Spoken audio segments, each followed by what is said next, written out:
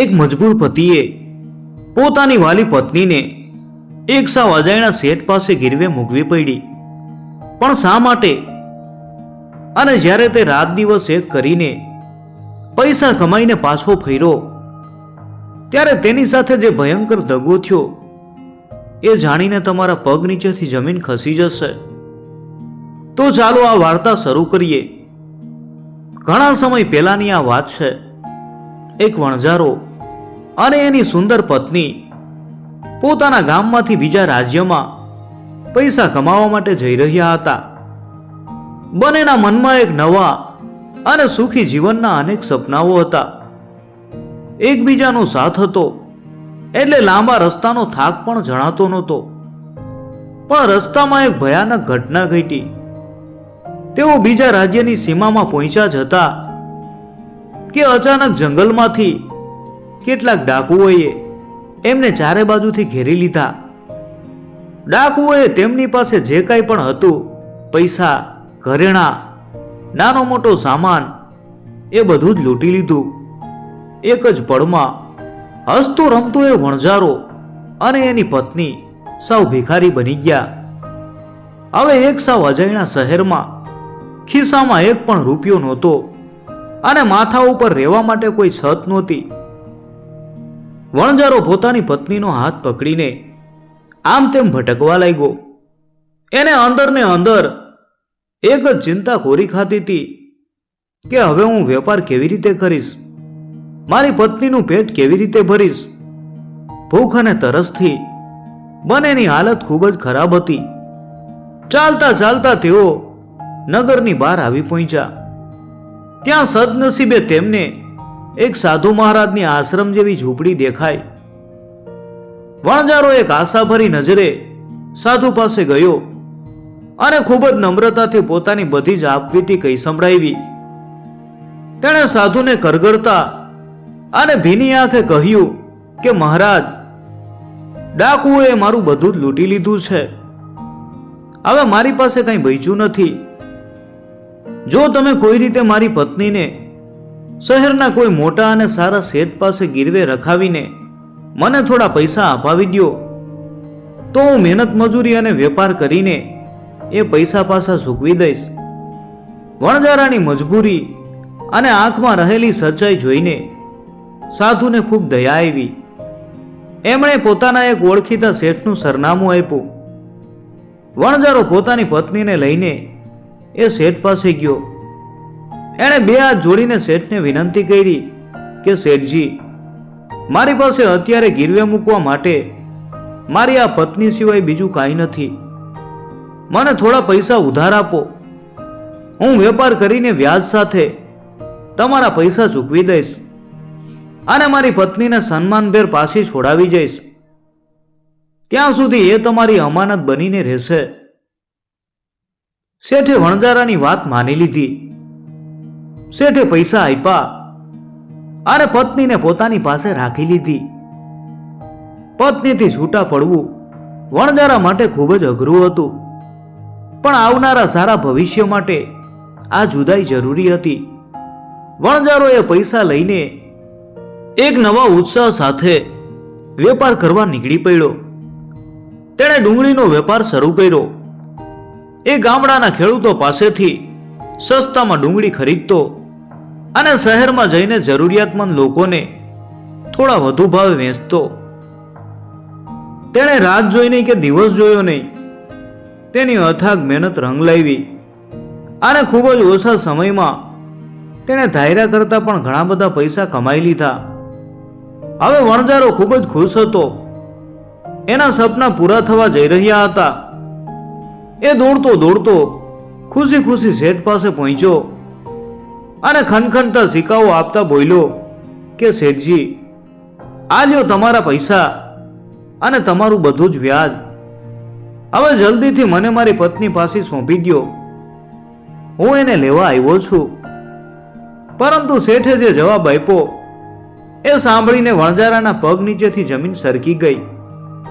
શેઠે એકદમ કપટ ભરેલા અને બનાવટી દુખી અવાજે કહ્યું, અરે ભાઈ, હું તને શું કહું, મને બહુ અફસોસ છે. આજથી 2 મહિના પહેલા તારી પત્ની અચાનક ખૂબ બીમાર પડી ગઈ હતી.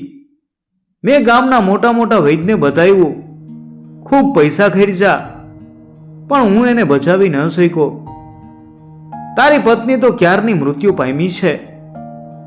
આ સાંભળતા જ વણજારાના માથે જાણે આપ તૂટી પડ્યું. શેઠના મોઢેથી પત્નીના મૃત્યુના સમાચાર સાંભળીને વણજારાના પગ નીચેથી જમીન ખસી ગઈ. જાણે આખું આકાશ એના માથા ઉપર તૂટી પડ્યું હોય એવું એને લાગ્યું. એની આંખોમાંથી જોધાર આંસુ વહેવા લાગ્યા. પણ પછી એણે માન પોતાના ધ્રુજતા હૃદયને સંભાળ્યું. તેણે ભારે હૈયે શેઠને કહ્યું કે શેઠજી, જે થવાનું હતું એ તો થઈ ગયું. કદાચ મારા નસીબમાં જ આવું દુઃખ લખ્યું હશે. જો એ મારી સાથે હોત તો પણ ઉંમર પૂરી થવા ઉપર એણે એક દિવસ તો જવાનું જ હતું. હોનીને કોણ ટાળી શકે? પણ તમે મારા આ પૈસા લઈ લ્યો, જેથી મને એ સંતોષ થાય કે મેં મારું દેવું ચૂકવી દીધું છે અને મારી પત્નીને ગીરવે મૂકવાના કલંકમાંથી હું હંમેશા માટે મુક્ત થઈ ગયો છું. શેઠ તો અંદરથી ખૂબ જ ખુશ હતો, પણ બહારથી ડાયો અને ભલો માણસ હોવાનો ડોળ કરતા બોલ્યો, ના ભાઈ ના, હવે હું તારી પાસેથી આ પૈસા કેવી રીતે લઈ શકું? જ્યારે હું તારી અમાનત જ તને સલામત પાછી નથી આપી શકતો, તો તારું ઘર જ પાછું લેવાનો મને કોઈ જ હક નથી. વણજારાએ વારંવાર વિનંતી કરી, પણ શેઠે પૈસા લેવાની સાફ ના જ પાડી દીધી. ખૂબ જ નિરાશ અને ઉદાસ મને વણજારો ત્યાંથી નીકળી ગયો. રસ્તામાં ધીમે ધીમે ચાલતા તે ફરીથી એ જ આશ્રમ પાસે પહોંચી ગયો જ્યાં તેને પહેલીવાર સાધુ મહારાજ મળ્યા હતા. મનની શાંતિ મેળવવા માટે તે સાધુ મહારાજના ચબૂતરા પાસે જઈ અને ચૂપચાપ બેસી ગયો. સાધુ મહારાજે તેને જોયો એટલે તરત જ ઓળખી લીધો. એમણે પ્રેમથી પાસે બોલાવીને પૂછ્યું, કેમ ભાઈ, શું થયું? બધું બરાબર તો છે ને? વણજારાએ રડતા રડતા પોતાની સાથે બનેલી પૂરેપૂરી ઘટના સાધુ મહારાજને કહી સંભળાવી. આ સાધુ મહારાજ કોઈ સામાન્ય માણસ નહોતા. તેઓ એક પહોંચેલા અને સિદ્ધ પુરુષ હતા. વણજારાની વાત સાંભળીને તેઓ તરત જ સમજી ગયા કે દાળમાં કંઈક કાળું છે. તેમણે એકદમ વિશ્વાસ સાથે કહ્યું કે બેટા, પેલા શેઠે તારી સાથે બહુ મોટો દગો કર્યો છે. તારી પત્ની ચોક્કસપણે જીવતી છે. એ પાપી શેઠે તારી રૂપાળી પત્નીને પોતાના ઘરમાં જ ક્યાંક બળજબરીથી છુપાવી દીધી છે. તું એક કામ કર, સીધો અહીંના રાજા પાસે જા અને ન્યાય માંગ. આ નગરનો રાજા બહુ હોશિયાર છે. એ શેઠ ઉપર દબાણ કરીને તારી પત્નીને ચોક્કસ પાછી અપાવશે. સાધુની આ વાતથી વણજારામાં જાણે નવો જીવ આવી ગયો. એ દોડતો દોડતો રાજાના દરબારમાં ગયો અને રાજાને 2 હાથ જોડીને ન્યાય માટે કરગરવા લાગ્યો. રાજાએ તરત જ પેલા શેઠને દરબારમાં હાજર થવાનો આદેશ આપ્યો. પણ શેઠ બહુ ચાલાક હતો. તેણે રાજાની સામે પણ જરાય ડર્યા વગર એ જૂઠી વાર્તા કીધી. રાજાએ પૂછ્યું કે તારી પાસે આ વાતની કોઈ સાબિતી છે? ત્યારે શેઠે પૂરા આત્મવિશ્વાસથી કહ્યું, હા મહારાજ, એ બાઈની સારવાર કરનાર વૈદ્યરાજ અને એના શબને સ્મશાનમાં લઈ જઈ અને સળગાવનાર બીજા 4 લોકો મારી તરફેણમાં સાક્ષી આપવા માટે તૈયાર છે. શેઠનો આવો ગજબનો આત્મવિશ્વાસ જોઈને રાજાને પણ તેની વાત ઉપર પૂરો ભરોસો બેસી ગયો.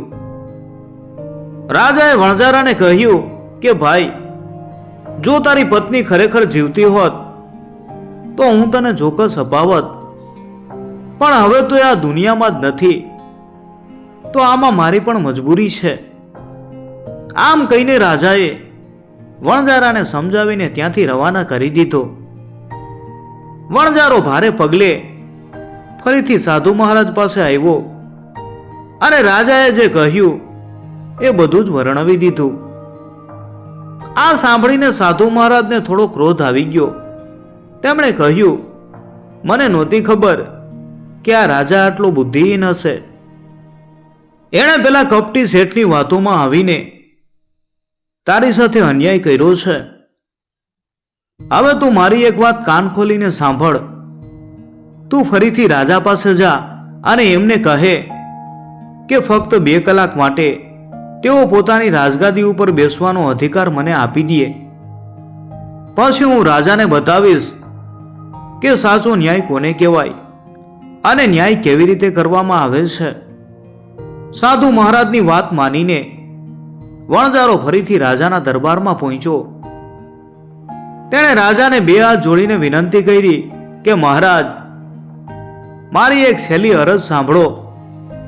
જો માત્ર 2 કલાક માટે તમે તમારી રાજગાદી પેલા સાધુ મહારાજને સોંપી દો તો મને ખાતરી છે કે મને મારો ન્યાય મળી જશે. રાજા પણ વિચારમાં પડી ગયા. તેમને પણ જોવાની ઉત્કંઠા જાગી કે આખરે એક સાધુ કેવી રીતે ન્યાય કરશે. તેથી સાચો ન્યાય જોવા માટે રાજાએ પોતાની ગાદી 2 કલાક માટે સાધુને આપવાનું સ્વીકારી લીધું. થોડી જ વારમાં સાધુ મહારાજ પૂરા રાજવી સન્માન સાથે રાજગાદી ઉપર બિરાજમાન થયા. આખો દરબાર એકદમ શાંત હતો. સૌથી પહેલા સાધુએ પેલા કપટી શેઠ અને એના બધા સાક્ષીઓને દરબારમાં બોલાવ્યા. સાધુએ શરૂઆત પેલા વૈદથી કરી. વૈદને કઠેડામાં ઊભો રાખીને સાધુએ સીધો જ સવાલ કર્યો કે વૈદરાજ, મને એ જણાવો કે શું તમે જાતે વણજારાની પત્નીની સારવાર કરવા શેઠના ઘરે જતા હતા કે પછી શેઠ તમારી પાસે દવા લેવા આવતા હતા? વૈદ થોડો ગભરાયો અને બોલ્યો કે મહારાજ, શેઠ જાતે મારી પાસે આવીને દવા લઈ જતા હતા. આ સાંભળીને સાધુ મહારાજે એકદમ કડક અવાજમાં કહ્યું, એનો અર્થ એ થયો કે તમે દર્દીને જોયા વગર જ દવા આપી દીધી. આ તો બહુ મોટો અને ગંભીર ગુનો છે. બની શકે કે તમે આપેલી ખોટી દવાથી જ એ સ્ત્રીનું મોત થયું હોય, અથવા તમે દવાના બહાને શેઠને ઝેર આપ્યું હોય. સૈનિકો, આ વૈદને બેદરકારી માટે 50 કોડા મારો અને એનું મોઢું કાળું કરીને આખા નગરમાં ફેરવો. આટલું સાંભળતા જ વૈદના તો હોંશ ઉડી ગયા. તે ધ્રુજતો સાધુના પગમાં પડી ગયો અને રડતા રડતા સાચું બોલી ગયો, મને માફ કરી દ્યો હજુર. મેં વણજારાની પત્નીની કોઈ સારવાર કરી જ નથી. શેઠે મને જૂઠી સાક્ષી આપવા માટે 1000 રૂપિયાની લાલચ આપી હતી, એટલે હું ખોટું બોલ્યો તો. સાધુએ તરત જ જૂઠી સાક્ષી આપવાના ગુનામાં તેને 10 કોડા મારવાનો આદેશ આપ્યો. કોડા પડતા જ વૈદની ચીસોથી આખો રાજ દરબાર ગુંજી ઉઠ્યો. વૈદની આવી ભયાનક હાલત જોઈને સબને સ્મશાનમાં લઈ જનાર પેલા 4 સાક્ષીઓના તો મોતિયા જ મરી ગયા. હવે સાધુએ તેમને કડકાઈથી પૂછ્યું, શું તમે લોકોએ અંતિમ સંસ્કાર પહેલા સ્નાન કરાવતી વખતે એ સ્ત્રીનો મૃતદેહ તમારી સગી આંખે જોયો તો? 4 જણા ગભરાઈને બોલ્યા, ના હજુર. શેઠે જાતે જ નનામી તૈયાર રાખી હતી. અમે તો બસ અંદર કોણ છે એ જોયા વગર જ એને સળગાવી આવ્યા હતા. સાધુએ ગુસ્સામાં લાલચોળ થઈને કહ્યું, તો શું તમે કોઈ બેભાન કે જીવતા માણસને સળગાવી આવ્યા? અરે આ હત્યા માટે તો તમને બધાને ફાંસીની સજા મળશે. મૃત્યુદંડનું નામ સાંભળતા જ ચારેયના પગ જમીન સાથે ચોંટી ગયા અને તેઓ પરસેવે રેબઝેબ થઈ ગયા. હવે સાધુએ પોતાની વેધક નજર પેલા ચાલાક શેઠ તરફ ફેરવી. શેઠનો ચહેરો ડરના મારે એકદમ કાળો પડી ગયો હતો. એના મોઢામાંથી એક શબ્દ પણ નીકળતો નહોતો. સાધુએ ગર્જના કરતા કહ્યું કે શેઠ, તારા બધા સાક્ષીઓની પોલ ખુલી ગઈ છે. હવે તારી પાસે છેલ્લી તક છે. જો તારે 10 વર્ષની કઠોર જેલની સજાથી બચવું હોય તો અત્યારે ને અત્યારે વણજારાની પત્નીને આ દરબારમાં હાજર કર. ડરનો મયરો શેઠ તરત જ પોતાના નોકરોને દોડાવે છે અને વણજારાની પત્નીને દરબારમાં લઈ આવે છે.